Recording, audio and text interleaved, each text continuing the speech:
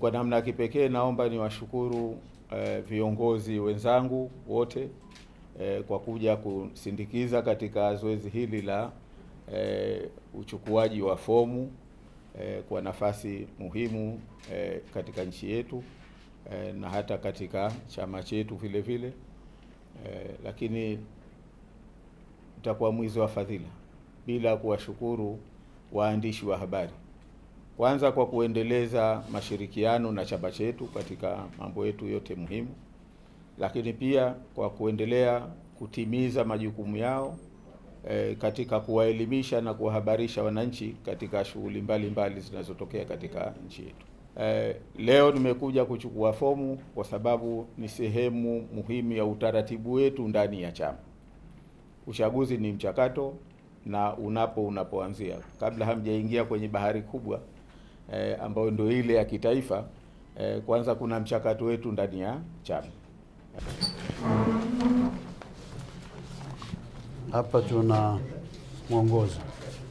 Mwongozo huu utakusaidia wakati wa kujaza fomu. Hapa najua pengine katiba unayo ya Zanzibar. Kuna kipengele kinahusu ugombea urais ambayo itakusaidia. Kanuni ya chama ya uchaguzi itakusaidia hiyo katika kujaza. Na fomu yenyewe sasa. Fomu yenyewe ni hii.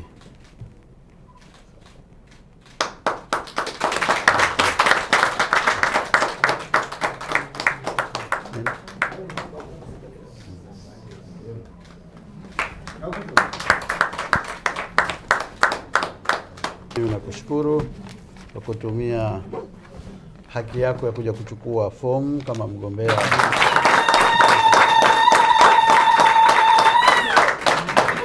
Leo si siku ya kuzungumza. Leo ni siku ya kujigotoa tu kwamba tumechukua fomu hii, lakini mazungumzo rasmi na waandishi wa habari ili kuwapelekea taarifa umma wetu, wanachama wetu na Wazanzibari wote. Basi inshallah tutafanya siku ya kurejesha fomu ambayo itakuwa ni Jumatano tarehe 16 mwezi huu. Siku hiyo tutapata kuzungumza, mwenye maswali atapata kuuliza vile vile. Lakini kwa leo mimi niwashukuru sana kwa hatua hii na kwa zoezi hili na kwa kushiriki katika shughuli hii. Asante sana.